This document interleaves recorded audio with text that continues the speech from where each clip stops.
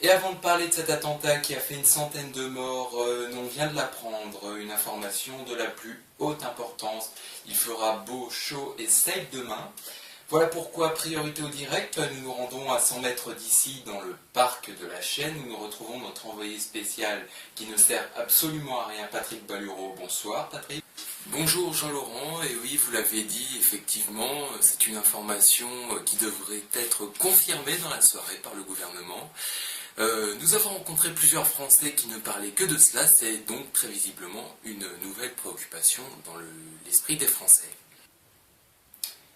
Et Patrick, vous nous rappelez si vous avez de nouveaux éléments.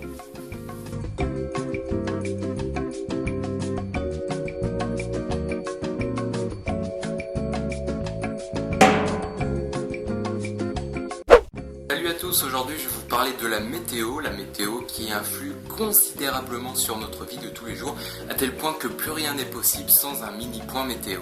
Quelqu'un sait le temps qu'il va faire demain ? Bah, la météo, ils ont dit qu'il ferait chaud, mais qu'il y aurait de la neige et de la grêle. Ouais, en fait, tu sais pas. Non.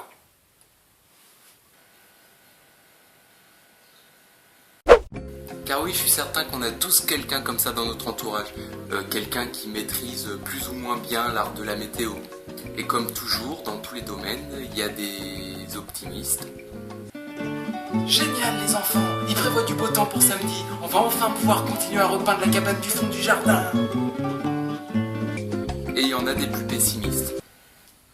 Regarde Jerry, il prévoit du beau temps pour le week-end. Mais bon, c'est pas la peine de regarder, de toute façon il se plante tout le temps. Et très paradoxalement, c'est souvent ces derniers qui s'intéressent le plus à la météo des jours à venir. Je sais pas pourquoi, mais c'est comme ça.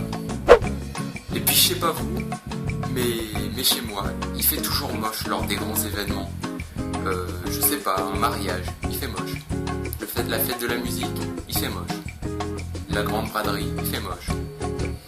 À tel point que les organisateurs prévoient toujours un lieu de repli, au cas où une averse transforme le parc en marécage boueux, ou alors si la ville est touchée par une tornade, ou encore mieux s'il y a une invasion extraterrestre.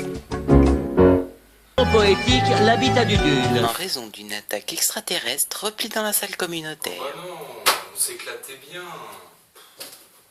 Ouais, non, je vais peut-être un peu loin là. Et puis de toute façon, que ce soit en été ou en hiver, il y aura toujours des mécontents. Ceux qui disent en hiver qu'il fait trop froid et ceux qui disent en été qu'il fait trop chaud.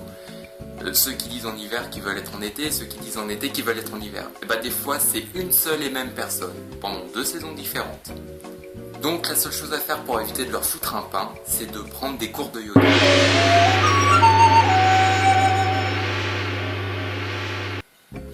De toute façon, c'est bien connu, les Français ne sont jamais contents. Et parler de la météo, ça ne peut que leur donner une raison de plus. Voilà, c'est la fin de cette deuxième vidéo. J'aimerais remercier, entre autres, Caroline Diamant d'avoir partagé la vidéo. Et d'accepter de retweeter. Et évidemment tous les autres, j'espère que je vais continuer à bien avancer, donc d'avancer dans le bon sens avec vous bien sûr, et avec peut-être, je l'espère, de nouvelles personnes.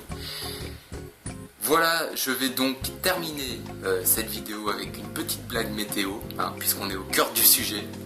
Donc c'est l'histoire d'un cumulonimbus. Voilà, c'est la fin de votre journal. Dans un instant, la météo suivie de votre navet du jeudi. Avant de refermer ce journal, on revient sur l'actualité qui fait la une. Il fera beau, chaud et sec demain. Patrick, vous avez de nouveaux éléments. Le gouvernement a fourni plusieurs indications pour se protéger efficacement de la chaleur. Et oui, écoutez, le gouvernement vient de donner les instructions pour supporter plus efficacement la chaleur.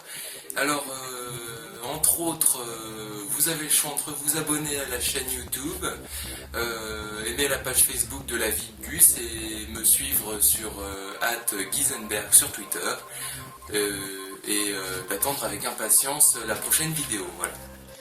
Voilà, et indications à suivre sans modération.